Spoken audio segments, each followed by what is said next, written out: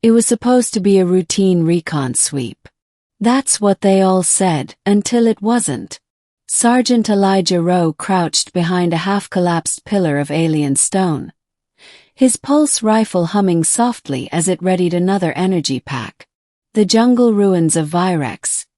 7 were thick with fog, and even thicker with death. The planet had once been home to the Felinaris, a reclusive, feline humanoid race now believed extinct after the Zarnak Wars. But someone or something was out there, and it wasn't friendly. He wasn't supposed to be here alone. His squad had been picked off one by claws and shadows in the mist. Now he was the last one left.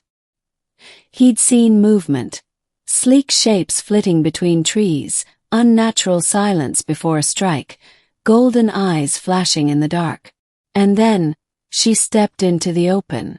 A figure, taller than a human woman but leaner, more graceful, moved into the crumbling courtyard. Tawny fur shimmered under the broken beams of sunlight. Long ears flicked toward him. She was armored in strange, flexible plating that moved like skin. A long, sinuous tail balanced behind her. But what caught Elijah's breath were her eyes. Burnished gold, slitted like a cat's, yet filled with confusion, not hostility. She held a weapon of sorts. A curved blade with a glowing spine. But she didn't raise it. Elijah leveled his rifle. And then he said the words that changed everything. "Why aren't you running?" The alien Catwoman froze. Her name, he would later learn, was Karina. And she had been watching him for 2 days. She stepped back, not in fear but in calculation, tail flicking. "You're not like the others." Elijah didn't lower his weapon, but his voice was quieter now. "I'm the last one. If you're here to kill me, just do it already." She cocked her head, golden eyes narrowing. "I was told your kind runs. Always runs." He chuckled bitterly. "Not me. I'm too stubborn or too stupid to run." A silence hung between them, thick and taut. Then she did the unthinkable. She sheathed her weapon and knelt. "What the hell?" "I surrender," she said plainly. Elijah blinked, utterly lost. "To me. I don't even know what's going on." Karina looked up, ears twitching. "You have no idea what you've walked into, do you? Lady, my team's dead, and I've been living on protein bars and recycled water for the past 48 hours. Enlighten me." She stood slowly, graceful and cautious. This was a proving ground. A trap set for Felinaris exiles. "My people. The Empire lured us here with promises of clemency. And then sent in a human squad as bait. Not bait. Executioners. That landed like a punch to the gut. Elijah had suspected they'd been sent here to eliminate a threat, but not like this. We didn't know who we were fighting. They told us insurgents." She hissed softly, the sound like steam escaping a pipe. "Typical." Another pause. Then Elijah said, "If I lower my gun, are you going to claw me to death?" Karina's ears flicked in amusement. "Only if you insult my mother." He lowered the weapon. She approached slowly, carefully, eyes locked on his. When she reached him, she did something that startled him more than any attack. She extended a hand. He took it. They moved through the ruins together. Karina guided him with feline grace, her steps silent even on broken stone. She explained that the Empire had used the humans' arrival as justification to purge the exiled Felinaris. Traitors, they were called, for refusing to join the war.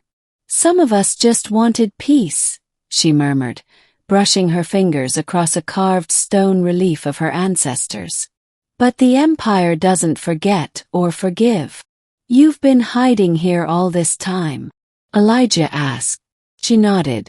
"What's left of us, yes. But most are gone now. Hunted. Killed." They reached a cavern, its mouth hidden beneath ivy. Inside, the remains of a small village clung to life. Makeshift beds, glowing fungi for light, cracked water filters. He saw children, elders, none of them warriors. And then it hit him. They hadn't been hunting soldiers. His team had been killing civilians. Elijah felt sick. He sank onto a stone bench, the weight of it crashing down on him. "I didn't know," he whispered. Karina sat beside him, silent. Then she said, "You didn't run." He looked at her. She was watching him, something unreadable in her gaze. "In my culture," she continued, "cowards run. But to fight, to stay, even when the odds are against you, that's how trust begins. You trust me. I want to." He looked around the cavern. These people didn't have long. Supplies were almost gone. And if the Empire had already sent one team, more would come. "We have to get out of here," Elijah said. "All of you." Karina shook her head. "They'd spot us. Hunt us down. Then we outsmart them." They planned for 3 days. Elijah taught the Felinaris how to use salvaged human tech, short-range comms, energy packs, even thermal blockers. Karina showed him the old escape tunnels, long collapsed but partially functional. They argued often. She distrusted the human tendency to charge headlong.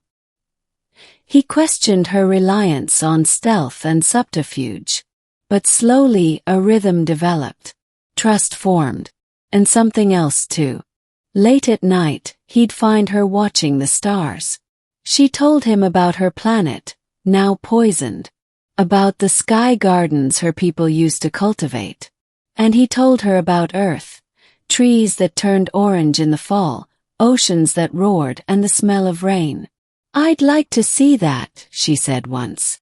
"You will," he promised. The day of the escape came fast. They moved through the ruins in silence, children bundled in thermal cloaks, the elderly carried by those strong enough. Elijah led the way, Karina at his side. They reached the outer ridge. That's when the Empire struck. Gunships screamed overhead. Spotlights flared. Karina roared an order in her native tongue, and the villagers scattered into the trees. Elijah stayed behind, returning fire, drawing the Empire's attention. He took out 3 drones before he was pinned behind a burning log. Karina doubled back. "What are you doing?" he shouted. "Get them out." She bared her teeth. "I don't leave pack behind." He stared at her as energy bolts lit the trees around them. Then he grinned. "Now you're starting to sound human." They ran together, weaving through fire and chaos. They made it to the fallback point, a hidden tunnel system Karina's ancestors had once used during the ancient wars. One by one, the villagers emerged from the other side, alive. 2 days later, they stood at the edge of a clearing as a smuggler ship landed with a hiss of steam. Karina turned to Elijah. "This ship can't take you. Too risky." "I know. You're staying." He nodded. "I'll buy you time. The Empire still thinks I'm alive and a threat. Let them think that." Karina stepped close, her breath warm, eyes shining. "You could have run." Elijah met her gaze. "So could you." Her claws brushed his cheek, not as a threat but a caress. "When this is over, find me." He smiled. "Count on it." The ship rose into the sky, taking the last of the Felinaris refugees with it. And Elijah Rowe turned back into the jungle ruins, rifle in hand, a ghost in the mist, fighting not just for survival, but for the future of a people he'd once been sent to destroy. Epilogue. Years later the Empire fell. The truth came out. Of the betrayals, the false missions, the slaughter of innocent races. And in a peaceful corner of a rebuilt world, under a tree with flowers that